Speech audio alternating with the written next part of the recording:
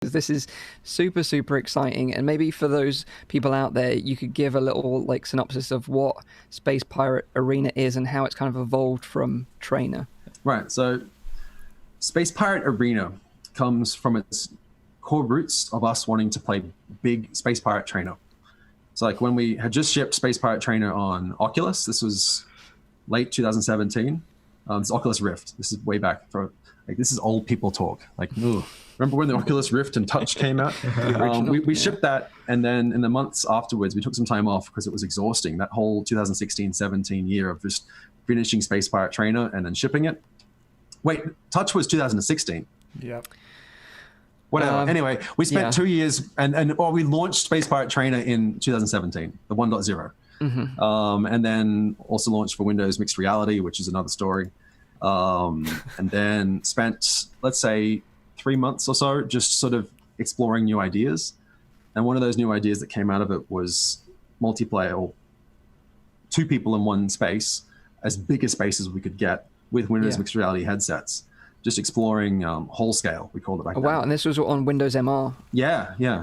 So when we got those headsets, they were the most freeing devices we'd ever seen. Like there is no limit in how much tracking you like.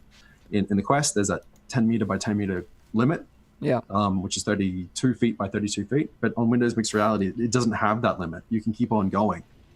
It has a wall recommendation, like no bigger than this, but you can keep on walking on that cliff house in Windows Mixed Reality. So you were experimenting with 2-player local multiplayer before Quest even was a thing, you know? Yeah. Long before we had the hardware of the Quest, we were working on Space Pirate Arena. That's awesome. And so what the core of that game is multiplayer. Yeah. And we found it really fun just playing co-op multiplayer. Player versus player, sorry. Co-op was fun, but we really, really enjoyed player versus player because it just created so many different things in VR, especially in co-location. Right. And I take it at this point, you're using Windows MR headsets with like backpacks or something, or laptops in your backpack? Everything from a Surface Pro to a laptop in our backpack. Awesome. That's so cool. And I take it you were like doing this in like warehouses or like basketball courts? We haven't shared any images of this, but we're getting close to sharing images of our place. Like we've shown some, like in our Arena teaser last year, we showed a bit of our warehouse. Yeah. But back in 2018, we hired a warehouse that was scheduled to be demolished in, I think, in 6 months from now. And so nothing could be put in there. No shop was going to move in there because it was a shopping center that was just abandoned. Mm-hmm. And so we wrote to the city hall and said, could you get us in contact with who owns this place? And no one owned it. They were ready to destroy it. And can we hire it, basically? So we got it for really cheap, but it was a dusty stink hole. But it was perfect for testing whole-scale VR. Yeah. And so we'd run around with these Windows Mixed Reality headsets, just getting dust everywhere. And we could only play for about 20 minutes before we had to leave and breathe oxygen. Wow. But that was the genesis of Space Pirate Arena. Yeah. Running around this dusty, abandoned supermarket. With Windows MR headsets with with Windows Mixed Reality headsets, just slowly getting covered in dust. What version of what Mixed Reality headset did you go for? Acer, for sure. Yeah. 100%. Yeah. You can easily, the blue one that makes you look like you're an alien from a really cheap 1970s sci-fi film. Yeah. It is such a portable, I still stand by that as one of the best headsets we've had. Like, it's not great. I mean, as VR content consumption goes, it's not that great. Mm-hmm. But you can throw that in a backpack and just go. Yeah. For development, it was really good. It's amazing. Yeah. So then, so that was like 4 years ago. So Space Pirate Arena has kind of been in the works for 4 years. Oh, that was 2018. Oh, okay. That's okay, maybe late 2017. So okay. I'd say I think that really got started as far as development goes. I'd say late 2017. Okay, and then when Oculus announced Santa Cruz and the Quest, you were like, hey, this is going to be like an amazing platform for this. I'd say when it was first announced, like we weren't particularly. I didn't believe it would work. Okay. I mean, the tech was so future that I was like, let's wait until we try it. Yeah. And then we tried it, and it was a slam dunk. Like, this tech is ready. Let's go. Yeah. Yeah. And then was it kind of a shift of focus? Like, let's move the development to Quest. Well, we're still very much focused on PC VR. Right. Like, Space Pirate Arena is currently scheduled for the Quest because the tech is right now. But it still works fine on. But I guess like it would be difficult to release that for PC VR headsets right now due to the limitations of people having the hardware to do it wirelessly in a warehouse environment, unless it was an arcade, of course. Well, releasing Space Pirate Arena for Quest is already difficult, right? Yeah. So the strategy for release is complicated, but we don't see any limitations on what platform it goes to. Like having two people in the same room with a wireless index, which doesn't exist, but a backpack PC running an index could happen. Yeah. As a big company, we haven't actually done that, but we could have done that. Yeah. But Quest is so much easier, so we just have been focusing on that. So do you think the model maybe in the future could be that you could license this out to arcades to create something on a PC scale? Yeah. Okay, that's really cool. Yeah. We see like two strands here, like a consumer Quest version and a high-end for LBE. Oh, that's awesome. Yeah, that's really good to hear. Same thing as also LBE. A lot of LBEs would want a cheap option as well. So having it on Quest available to them as well for a commercial licensing is definitely a possibility. Yeah, and how did you feel like because you were there with us at Oculus Connect when they did the Dead and Buried Arena scale experience, and obviously at the time you were working on something very similar, and you got to try it out. Did you take away any sort of bits and pieces from that demo to think, oh, this might be quite useful for our development as well? I was really impressed that Oculus were putting it on such a high mantle because we had Arena at the same event, but we're very, very secretive about it. Yeah. Like I don't think we'd even announced Space Pirate Trainer at that point in time. Wow. In fact, I'm almost certain we hadn't. Yeah. Because I think no titles have been announced prior to OC5. That's right. Yeah. So we were still very much secret, walking around OC5 with still Santa Cruzes in our backpacks, looking for a large space to just show off Space Pirate Arena in. Yeah. So with Space Pirate Arena, how many players can you play at the same time? So the only limiting factor is space, a physical space. That's it. So with the Quest build, we recommend 2. Yeah. Because 10 meters by 10 meters, having 2 people running around is amazing. Having 4 people, it can get a bit crampy. Okay. And having 8 people is just silly. Okay. But you've experimented with that. Yeah. Which must be that must be a lot of fun. Well, it's just less running and more just game over.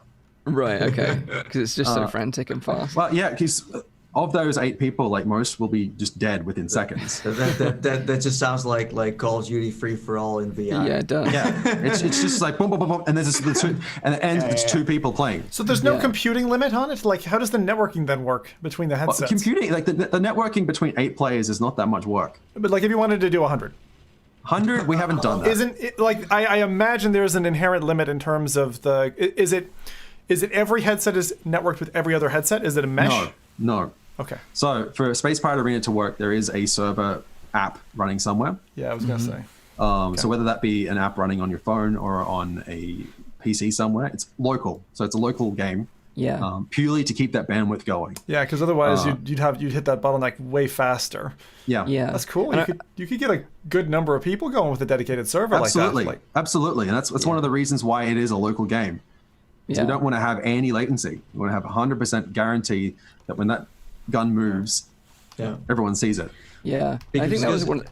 So just quickly, one of the amazing things when I met Dirk at OC6, and obviously I'd already seen the Space Pirate Arena video that you released, and I was very excited about it. So when I met him, it was cool to talk to him about it. And then when we were talking about servers and stuff, I kind of had this idea in my mind that it might be quite difficult. But then he said, "Oh, a server could be an app on a phone. Yeah, it could be as simple as that." And that's when it really pivoted in my mind of, holy crap, this is going to be amazing. Yeah. It's not a complicated thing to run you need a network somewhere. Yeah. Mm-hmm. The way that we've been testing it here in our office is to have it running on a laptop. So the Wi-Fi network that you're connecting to is physically to the laptop. Yeah. You can easily tether a bunch of Quests off your iPhone or Android device. Yeah. You might as well also run on that phone an app that is the server, which is so to a consumer, this is basically just download an app, start the app, connect your Quests to that telephone. Yeah, it's job done. It's not as straightforward as just turning your Quests on and pushing go. Yeah. But there are some steps there that you have to do. Just have the app and start the app. But that gives you the opportunity to travel around with a standalone VR headset, let's say for a consumer, and rent a place and play it there with your friends. So that's a nice part of having that hotspot. Because this is, ever since we played the Dead and Buried arena scale experience, we've had this, idea and vision in our minds that, a bunch of friends meet up in a basketball court or a tennis court and play local multiplayer Quest games together. Yeah. So maybe, for those that maybe haven't seen Space Pirate Arena, maybe you can describe a bit of the gameplay and how the kind of how the rounds work and how you win as a player and etc. Sure. So yeah, back to your basketball court analogy. That's exactly who we're developing for. Yeah. So we're not developing this for arcades, although I think they could definitely profit from it. Mm-hmm. We're making this because we really love the experience of running around in VR. So Space Pirate Arena is a multiplayer, player versus player shooter, essentially. Yeah. That's it. That's it in a nutshell. It requires physical movement. If you want to move over there, you have to go over there. And that in itself sounds pretty straightforward, but when you're doing it, it becomes so intense. You've got 2 or 4 people generally. So we're keeping it at 4 at the moment, maximum on the Quest at least. That many people running that quickly, you can only play for a few minutes before you really have to take a break. So our players have one gun, basically one of the guns from Space Pirate Trainer, and on the other hand, a shield. So you can swap between them, have a gun in this hand or a gun in this hand, similar to Space Pirate Trainer. And you basically start a level, which is usually a small grid, like a 10 meter by 10 meter grid, like a small maze. And a lot of the level design that we've made have featured like office space design, where you can sort of like look over over the walls or under the walls through gaps in walls to sort of encourage players to not always be comfortable with where they are. Right. So you're in a hallway, but there's a good chance that someone might be able to shoot through the wall next to you. Right. And I remember some of the comments from the video, because I posted it because I thought it was so cool. And a lot of people saw it and were making comments like, what would stop someone from cheating and just walking through a wall, for example, to get to the other player? So yeah, that was sure was like the main aspect of our early development.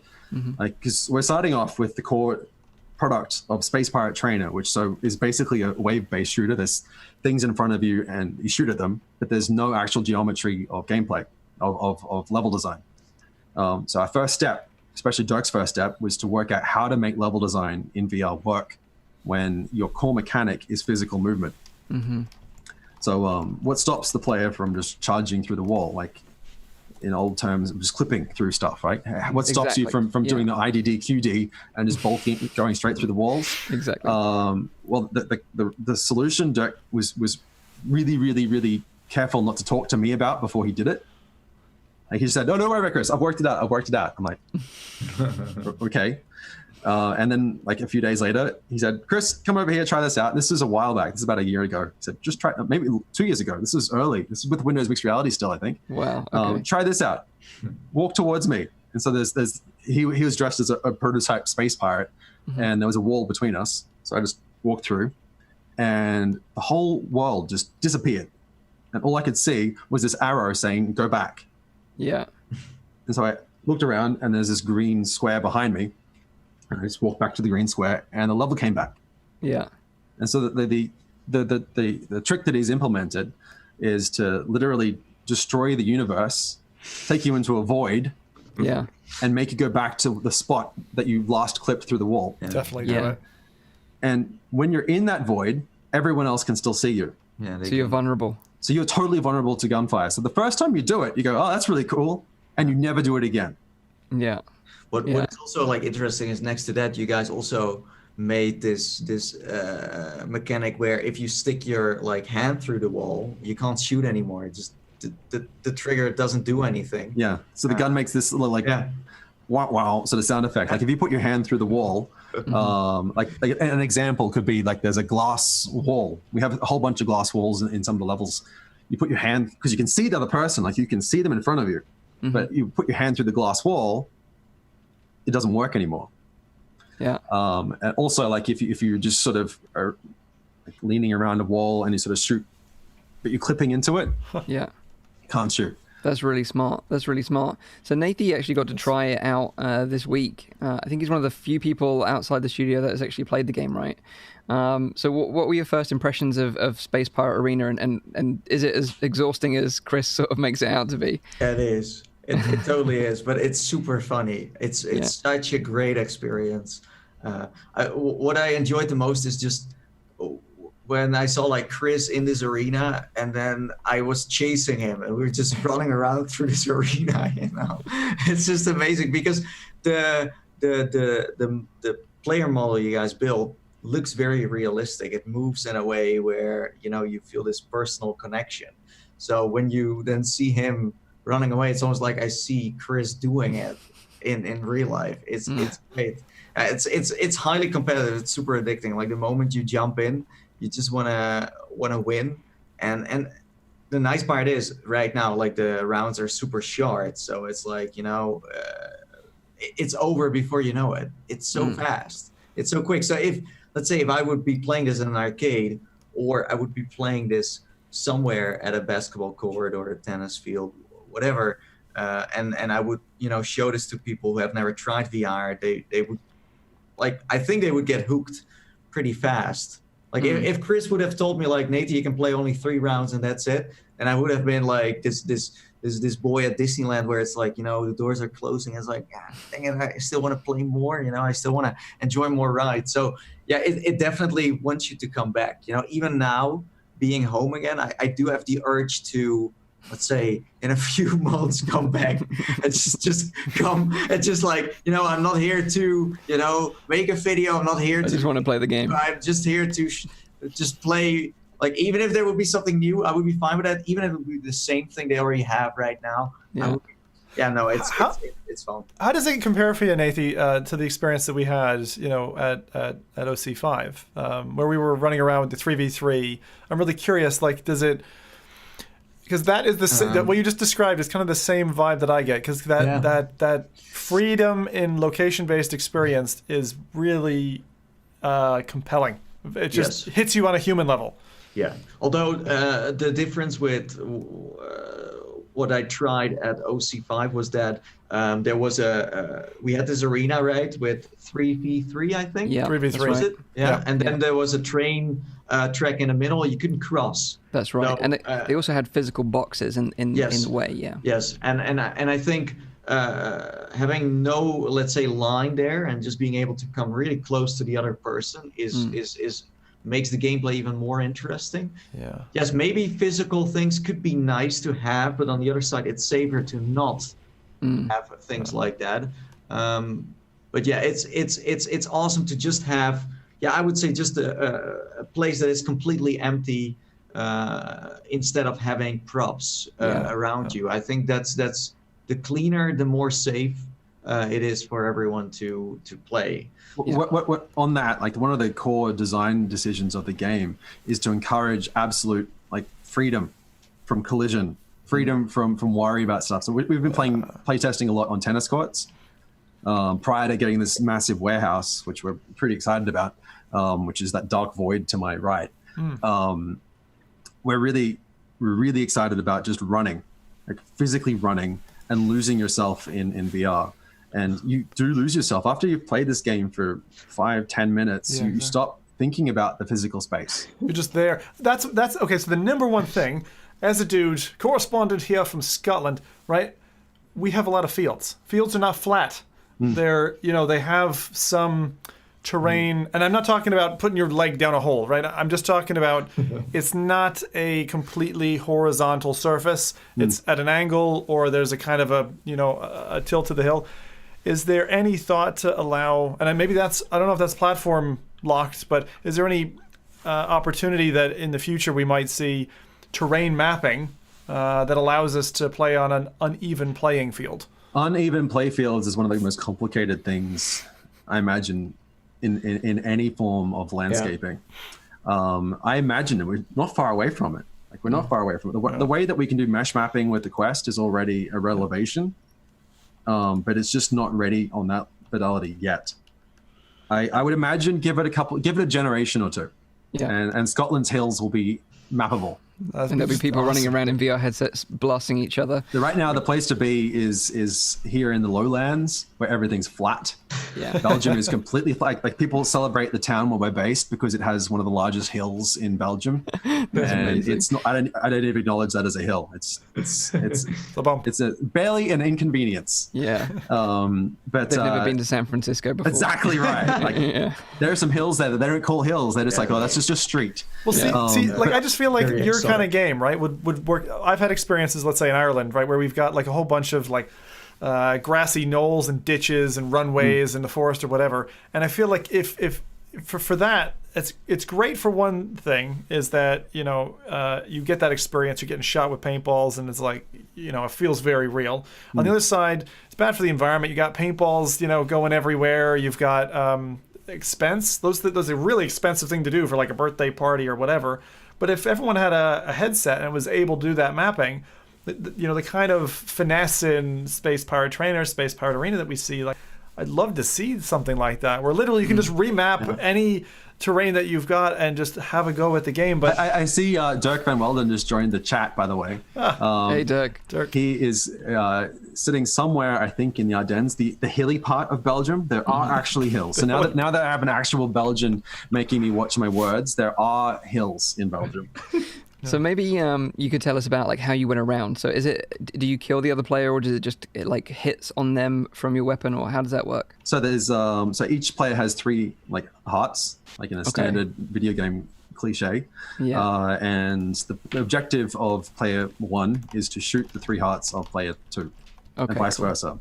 Yeah. And so bring it back to Nathy. Him and I are running around like crazy around this maze of a labyrinth.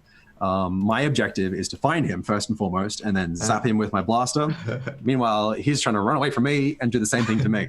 And so you end up with this cat and mouse versus cat sort of gameplay, which is heavily like it's about finding a place that you're comfortable to hide in, but also know that you have to run pretty soon. And so it's pretty frantic, but it's basically laser tag, where you can just play any level anytime. It's like playing hide and seek, but at the same time you play like pretending you're somewhere, where it's like there were these moments where Chris was just looking the wrong way and I was just behind him, but he had no clue. I was like, hey, that's awesome. Chris, what's up, man? There's a really good question here in chat, and as somebody who doesn't use the safety straps, I gotta ask this question. Are there any throwables like knives? I don't use the safety straps either, and I'm not going to introduce. I mean, we could. We thought about putting in grenades. Because one of my favorite ways of playing Space Pirate Trainer is a grenade, but we have to decide on what gets implemented, because grenades and throwing your controller at your other player, it could be a mess. Yeah. I was going to say, if you've got a lawyer, they're probably going like, no. Our lawyer doesn't know about this game. We're not telling them at all. Wow. Good. Keep it that way. Good decision, yeah. One thing I noticed in the gameplay was that you can ricochet bullets off walls as well. Is that going to be something in the game? Or definitely. That's one of the best ways to get past the stagnation of a player or 2 players in lockdown. Hiding behind 2 walls was to introduce the mechanic of being able to shoot around the wall. So if you charge down on your Quest controller, over there somewhere, but you hold down the B button, the longer you hold it down, the more times it will bounce. Yeah. That's awesome. Which means that you can't shoot while you're holding the B down. So you have to decide, do I want to be able to shoot quickly, or I'm going to do a charge shot? Yeah. And it can really change the way that you play, because you can also get hit by it rebounding off yourself. So you have to carefully pick your spot and then let go, and then you might bounces around like crazy down the hallways. So it's kind of like a risk or reward thing. You can't hurt yourself using this mechanic. I definitely did it at least twice in the game match against Nathy. It's like the classic green shell, isn't it? Where you accidentally green shell your own ass. Yourself, that's a really good point. It's funny that with this space you come up with all these crazy ideas that you want to try, where Chris and I did this thing that they do in the Wild West, this stand up where we were like standing back to back doing 3 steps and then turning around trying to shoot first. Or there was this one moment where we wanted to try out because let's say if I come too close to Chris or Chris comes too close to me, there is this like tube around it that says danger. So it does tell you like, don't get too close to the player. But I was like, I wanted to show what happens when we just hugged each other. It's like, It was one of the most awkward hugs I've ever had in my life. It was so funny. Because I even like Dirk and I have never crossed that boundary of virtual Dirk and physical Dirk. Yeah, like, Nathy pushing boundaries. We hang out all the time, but having that avatar become real was such a weird experience. It's so weird. And the fact that you captured that on film still freaks me out. But it was definitely an experience that I won't forget, Nathan. Thank you very much for that. Pushing VR boundaries and personal boundaries. That's Nathy. It was physically hugging a space pirate. That was the thing that freaked me out. It wasn't so much the fact that the person behind that was just this lovely man called Nathan. It was like, I don't want to touch a space pirate. Like they're stinky things. But talking about possibilities. What I appreciate about like you guys about iLusions is that you experiment with stuff, you try to push the boundaries. It's just funny that we are basically talking about so the Oculus Quest and having room scale is, let's say, mainstream within the VR scene, but then having let's say 10 by 10 or 35 by 35 is not let's say mainstream yet. To use that entire space, for most people that's not possible. And here we are talking about one of the first actual games that is for, let's say, consumers, but is made to be an arena scaled VR title. And like there is no let's say blueprint for that yet.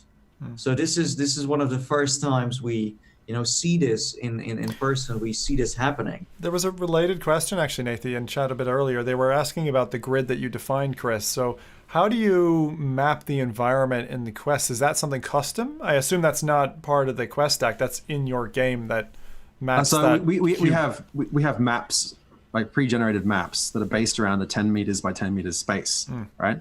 So in our deliverable, we plan on having the ability to custom build your own level. So say cool. Your space isn't 10 by 10. Just imagine like those poor people that don't have 35 by 35 feet. Imagine like my house, my VR room, my index exists in a 1.2 meters by 1.2 meters space. So I totally get that. People at home, it's horrible. My VR space, I always hit walls. Do you think Space Pirate Arena is not for me at home? I'm just curious. Do you think that when this releases eventually, do you think the number of break-ins to basketball courts and gymnasiums is going to increase, and that the police reports will show this? I'm not advocating break-ins. You can hire those things for relatively cheap prices. Yeah, especially between like two to four of you. It's going to be relatively cheap. I've really enjoyed the secret development of this with Dirk. We'd just go down to the local tennis court here with 2 Oculus Quests and a laptop. And the people that were just playing tennis would look at us like we were from Mars. I would love to be a fly on the wall to see their reactions. That would be amazing. We didn't have any tennis rackets. They just looked at us like, because we also were in secret, so you couldn't show anyone that the Quest existed. That's hilarious. We had to pick the one tennis court that was like siloed off from the rest. Yeah. And so you can hire tennis courts. Speaking on behalf of someone's been hiring tennis courts for a while, you can just go down there on a Thursday and say, hey, can I have a match for an hour? And you'll pay a couple of dollars, but you'll have a lot of fun playing Space Pirate Arena. And honestly, you'll have a lot of fun playing any Quest game, because any Quest game benefits from that much space. Out of curiosity, because I'm a tennis player, how did you deal with the net? Because the net is usually a tensiled string across the middle. It's perfect. That's fine. It means you've got 2 players on 2 35 by 35 meters areas. So you're actually using only one side of the court. You're not using both sides. Yeah. Okay. Like the maximum play space of the Quest is around 10 meters by 10 meters. And the half a tennis court is 12 meters by 12 meters. Nice. So a tennis court is absolutely perfect for a Space Pirate Arena. If you want to play it safely, have one player on one side of the tennis court and another player on the other side of the tennis court. And you're never going to hug. Yeah, and you're chained in, and you might bump into the net at worst, right, or into the chain link fence that's surrounding you. So it's great. You'll miss out on that weird hug moment that you might eventuate, but you can just do that after the game, and it'll be a whole lot less weird. Exactly, after game hugs all around. Maybe pre-game hugs, because you get a bit sweaty. Hugs. Yeah, okay, that's a good point. One more question here, just in terms of so you and Nathan obviously played in the same box, so to speak. Is there the capability to play with someone who isn't in the same box? So, for instance, if you wanted 5 players, 2 are in your space and 3 who are somewhere else, or is it strictly local? Of course you can do it like that. Like the mapping, it's as long as you have the same size area, it's free to go. That's so cool. So I think even Nathan, when you were over the other day, we played an example of you in one room and me in the other. That's really exciting, because that means that say me and Nathan wanted to play together, we just go to our own local tennis courts and we set up a game and we play remotely that way. That's awesome. That's really exciting. So neat. And I think the big question now is, of course, like, where are you at with the game now? Well, the game is technically ready to be played by anyone right now. So we're close to being able to say, here's the beta. But we're still a little way away, just logistically, on how to roll it out. But we're working that out now. But the game is ready, and we're going to make Nathan wait a little bit longer before he can play again. No, I think it's amazing what you guys are doing, and especially with the whole concept being you just want to make something that's awesome and fun. And I think Space Pirate Arena really highlights that. It's just a passion project that looks totally amazing to play, but is just born out of something awesome that you guys wanted to make. And I think that's incredible. And however long it takes, I'm sure it's going to be worth the wait for people, to finally be able to go out to these local places and play local multiplayer games with their quests. And I can't wait for that future to happen right now. It's coming. I think we should really, appreciate studios like iLusions and others who, they built Space Pirate Trainer. That's out there, and now they're trying something totally new. Not copy something else that was already there. No, look at the future. What's possible? What's going to be the next thing? And that the benefit there is a shared benefit. And that's a really good point, because on next week's show, we're going to be talking about something else that Nathan tried whilst he was with you guys at iLusions. And you may have seen this if you follow any of us on Twitter, because we shared it all this week. But basically, it's in your warehouse, Chris, you've got some go-karts. Right, and this is amazing. So you've got some go-karts, and you've paired those with Oculus Quest to create your own sort of almost Mario Kart VR experience. I'm almost embarrassed to talk about this, but we were just working one day. We'd just been really started to move our operations from our home offices to here, and then Dirk just rocks up in this go-kart. He's just driving around, and I'm like, "What are you doing?" He's like, "Chris, I have this great idea." I'm like, oh no. And then he says, Chris, just put on the Quest. Just try it. And we're driving around just the home menu in the Quest, just like really fast on this go-kart. And the home menu, there's a cliff edge. There's a cliff edge of the home, and you just drive off. Oh shit! And then you drive back, and it was one of the most mesmerizing experiences I had. And this go-kart that we have here, we've got a couple of them. Has this insane ability to do a hairpin turn. Like you can just turn the wheel and you just on the spot turn, and the Quest can track that. And it's just one of the most amazing ways to experience room scale VR is at that speed. Like I know that the Quest tracking did a lot of work to get Beat Saber to be able to track at that speed. We've got the head moving that fast now. Wow. And I think from the video you can see that the controller's mounted to the steering wheel. Is that right? So it's so that you can see VR? So you can see how you're moving the control the steering wheel in the virtual space. I can't wait. So we Nathan's going to be talking about that experience next week. So if you want to hear about this crazy mad scientist sort of getting VR Nathan go-kart off that go-kart was a mission. And I guess like this is just purely conceptual. Like the likeliness of this ever being a reality is slim, unless it's going to be LBE maybe. I don't know. Be a reality. No, this needs come on, this is honestly, it's hard to get excited about Space Pirate Arena when you've played Dirk's racing game. Wow. Space Pirate Arena is a lot of fun. Don't get me wrong, but wow, there aren't many experiences like Untitled Racing Project. Amazing. It's been such a pleasure having you on the show, Chris, and it's been a real insight into the fun that you guys must have making Space Pirate Arena. So it's been really great. Thank you so much for having me. Talking about it. If you guys have any questions about Space Pirate Trainer or Space Pirate Arena or Untitled crazy race kart game, hit me up on Twitter. Hanney, at Hanney Chris. And any like technical questions, hit up the space pirate captain himself, Dirk Van Welden. That's at Quark Cannon. That's one of the guns from Space Pirate Trainer is named after him. That's awesome. We've probably got some time for a couple of questions actually as well. I'll quickly just recap the show times and then we can take some questions as well. So just a reminder, this is a weekly VR, AR and MR talk show live streamed every Saturday on YouTube and Twitch. You can also catch the show live in VR in big screen TV. Gather up a bunch of your friends, watch the show. You can talk amongst yourselves during the show. Really awesome way to experience the show in VR. The show goes live at 7 p.m. in Europe, 6 p.m. in the UK, and 12 midday in Central US. And you can also check out the audio version on your travels, which is available on iTunes, SoundCloud, and on Spotify. Yeah. So yeah, go for it if you've got any questions. And leave a like. Make sure you leave a like on the video, Nathan always says. Yeah, so there are two things that are very interesting here. First one was, someone said a little bit earlier, I think it was Brandon, said Space Pirate Hugger. And I'll extend on that and say, when's that coming out on SideQuest or something? We got to see something like that. Short little demo thing, I don't know. Take that as you will, and then and you said that the Space Pirate is stinky, so maybe you could like work with the Feel Real face mask. I've been to a lot of conferences in the last few years. That is one demo I've always said no to. Wow. Yeah. I appreciate the tech. It's just that I'm not really ready for it. Yeah. I don't think it's going to happen now, sadly. But I unfortunately have been through that before, Chris, with the. Not that specific demo, but the South Park butthole experience, which was the Nausulus Rift. That was loads of fun. Anyway, 86 the Mad Hatter says, "Does your company need a coffee maker? I want to work there." Yeah, our coffee machine is. I mean, it's a coffee machine. But I did bring coffee from home for this podcast, so maybe. Looks like you've got it in there. Yeah.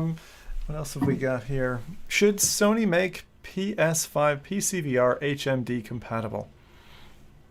I think that's just a random question. That's a big odd one. Yes. Is Space Pirate Arena a DLC for Space Pirate Trainer or a standalone game? We currently plan it to be a standalone game. Whether it has tie-ins as a DLC to Space Pirate Trainer owners or it's another thing, but we don't see it as requiring Space Pirate Trainer to play. Yeah.